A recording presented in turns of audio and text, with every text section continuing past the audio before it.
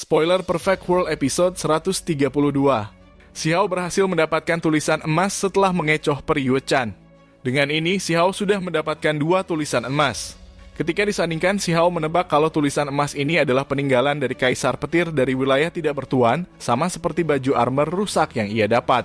Ketika tulisan emas diletakkan di dalam tungkupil, sebuah proyeksi masa lalu terlihat.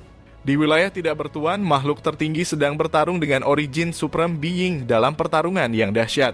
Dalam pertarungan itu, Origin Supreme Being terluka berat tapi berhasil membawa warisan Kaisar Petir. Setelah mendapatkan lembaran emas ini, Xiao dan kakeknya segera keluar dari tanah warisan. Namun, saat mereka keluar, pohon hantu darah iblis telah menunggunya. Pohon hantu ini tidak menyerang Xiao, melainkan mencoba berdamai. Pohon hantu ini berasal dari wilayah tidak bertuan, karena Xiao yang telah mendapatkan harta dari wilayah itu, pohon hantu ingin berdiskusi. Pohon hantu menjelaskan puluhan ribu tahun yang lalu ia masih dalam bentuk benih. Ia dibawa ke tempat ini bersama baju armor. Ketika melihat Xiao berhasil mendapatkan baju armor ini, pohon hantu ingin Xiao membantunya. Pohon hantu meminta agar Xiao memperbolehkannya mempelajari bagian kedua tulisan emas. Pohon hantu meminta bukan tanpa imbalan, ia berkata kalau Xiao setuju, ia akan mengeluarkan Xiao dari alam rahasia Yuantian dengan aman. Pohon hantu tahu kalau Xiao telah membuat banyak musuh. Jika ia keluar melalui jalan utama, pasti akan ditangkap oleh Master Sekte. Xiao setuju dengan syarat ini dan mulai mempelajari bersama tulisan emas. Setelah membaca teks tulisan emas, pohon hantu menepati janjinya dan membawa Xiao beserta kakeknya ke retakan ruang. Sebelum pergi, Xiao menggunakan sebuah cara dan memprovokasi para Master Sekte yang ada di luar alam rahasia. Semua Master Sekte marah, namun mereka tidak bisa masuk dan hanya bisa menunggu Xiao keluar. Tapi Xiao mengatakan kalau ia tidak ingin keluar dari alam rahasia. Xiao mengatakan itu hanya untuk mengelabui orang-orang agar tidak mencarinya, padahal Xiao telah keluar lewat celah ruang. Lewat bimbingan pohon hantu, Xiao bisa melewati celah ruang dengan aman. Xiao tiba di tanah yang gersang, lahar api ada di mana-mana. Wilayah ini disebut sebagai Provinsi Iblis. Tempat ini sunyi, tapi bagi Xiao dan kakeknya ini adalah tempat yang sesuai untuk mempelajari lembaran kedua tulisan emas. Xiao fokus untuk memahami simbol-simbol di tulisan emas ini sampai pada akhirnya memahami Dao Kaisar Petir. Xiao menyelesaikan latihannya, tapi kakeknya ingin tetap tinggal di wilayah ini untuk pengasingan. Xiao menyetujui keinginan kakeknya dan kembali mengembara seorang diri. Wilayah yang Xiao jalani saat ini sangat jauh dari provinsi awal Xiao. Xiao berpikir apakah ia akan sempat untuk mengikuti kompetisi para jenius, di mana kompetisi para jenius ini terkait dengan immortal kuno.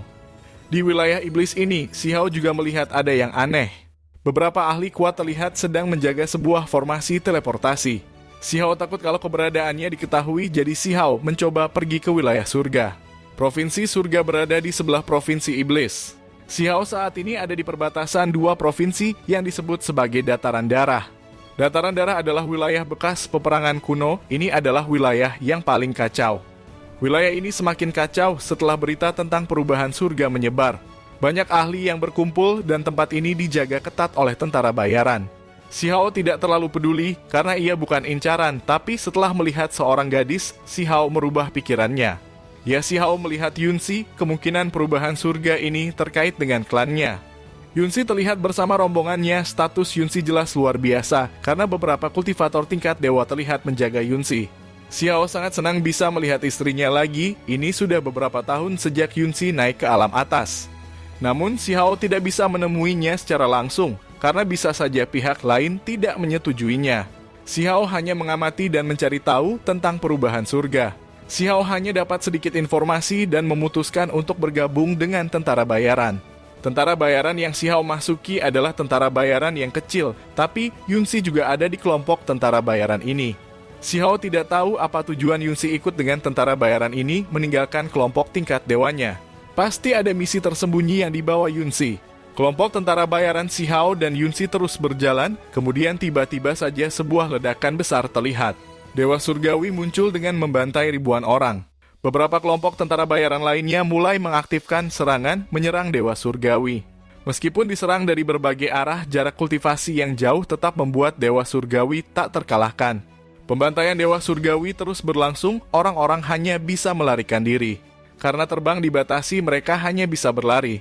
Si Hao dan Yunsi masih tetap diam, tapi si Hao sudah bersiap dengan baju armor dan kuali pil. Kemudian serangan mulai tertuju pada tentara bayaran si Hao. Si Hao masih bisa bertahan, tapi Yunsi terjatuh. Si Hao langsung bergegas menghalau serangan untuk Yunsi. Kemudian dewa surgawi lainnya muncul dan saling bertarung. Si Hao mengambil kesempatan itu dan membawa Yunsi keluar dari dataran darah menuju kota provinsi berikutnya. Nah, di sini dulu, terima kasih sudah menonton dan sampai jumpa.